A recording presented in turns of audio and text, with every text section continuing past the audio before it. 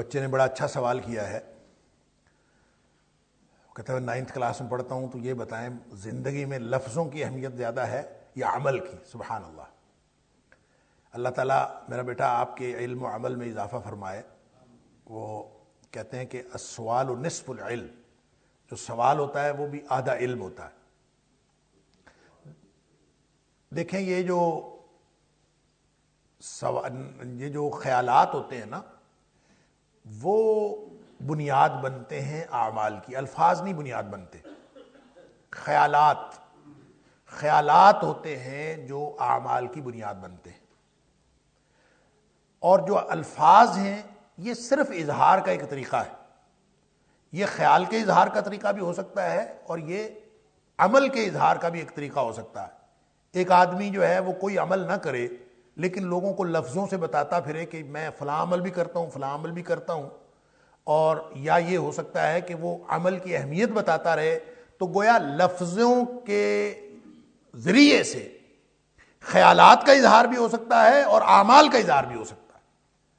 تو لفظ تو صرف اظہار کا طریقہ ہے، اس کے علاوہ اس کی کوئی حیثیت نہیں ہے. تو اصل جو اہمیت ہوتے ہیں وہ خیالات ہوتے ہیں. اس لیے آپ کا سوال یہ ہونا چاہیے کہ خیالات اہم ہیں کہ اعمال اہم ہیں. الفاظ تو کسی صورت اہم ہے ہی نہیں.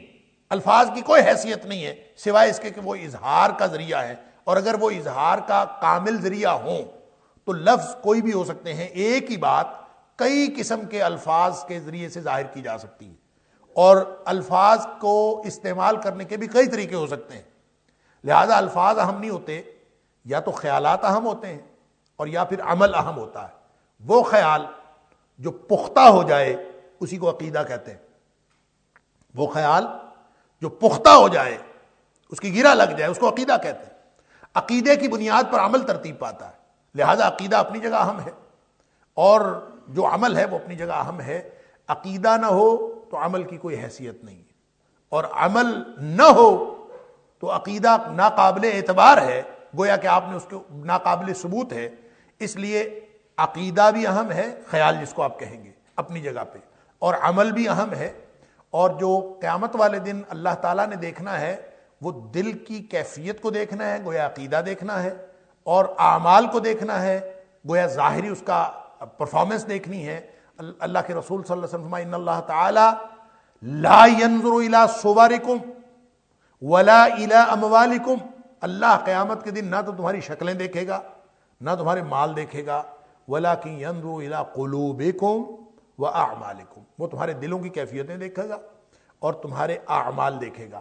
لہذا دل کی کیفیت یہ ہونی چاہیے کہ ہر معاملہ اللہ کے لیے ہو، اور عمل کی صورت یہ ہونی چاہیے کہ نبی پاک صلی اللہ علیہ وسلم کے طریقے کے مطابق ہو. لہذا جب یہ دونوں چیزیں ہوں گی تو یہ انشاءاللہ اہم ہیں اور اسی کی اہمیت ہے. رہ گئے الفاظ جو ہم ایک دوسرے کے ساتھ گفتگو کرتے ہیں یا اظہار کرتے ہیں، تو وہ اہم نہیں ہوتے.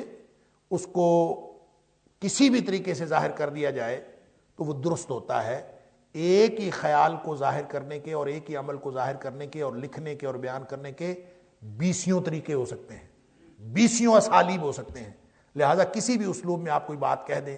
سید مودودی علیہ الرحمہ نے کہیں لکھا ہے کہ الفاظ اہم نہیں ہوتے، وہ خیال اہم ہوتا ہے جس کا آپ اظہار کسی کے اوپر کرنے جا رہے ہیں. لہذا اگر آپ خیال کے بارے میں کلیئر ہے نا، خیال آپ کا واضح ہے، تو جن بھی الفاظ میں آپ بات کریں گے لوگوں کی سمجھ میں آ جائے گی. اور اگر آپ نے خیالات میں الجھے ہوئے ہیں تو الفاظ اچھے سے اچھے بھی بیان کر لے تو لوگوں کی بات سمجھ میں بات نہیں آتی. تو وہ جیسے کسی شاعر نے کہا ہے، پتہ نہیں یہ شعر مجھے یاد آ جائے تو میں آپ کو سنا دیتا ہوں. شعر اچھا ہے اگر مجھے یاد آ جائے. وہ کہتے ہیں کہ الفاظ کے پیچوں میں الجھتے نہیں دانا، غواص کو مطلب ہے صدف سے کہ گوہر سے. کہ یہ تو ظاہر ہے، الفاظ تو ظاہر ہوتے ہیں، اصل جو مغز ہوتا ہے وہ تو پیچھے ہوتا ہے. لہٰذا اس مغز سے مطلب رکھنا چاہیے، وہ عقیدہ بھی ہے، وہ عمل بھی ہے. اور الفاظ سے اتنا مطلب نہیں ہونا چاہیے. کسی سے لفظ غلط بھی نکل سکتا ہے، اچھا بھی نکل سکتا ہے، بہت اچھا بھی نکل سکتا ہے. الفاظ کی کئی کیٹیگریز ہو سکتی ہیں، کئی اسالیب ہو سکتے ہیں. لہٰذا وہ اہم نہیں ہے. عقیدہ اہم ہے اور عمل اہم ہے. واللہ اعلم.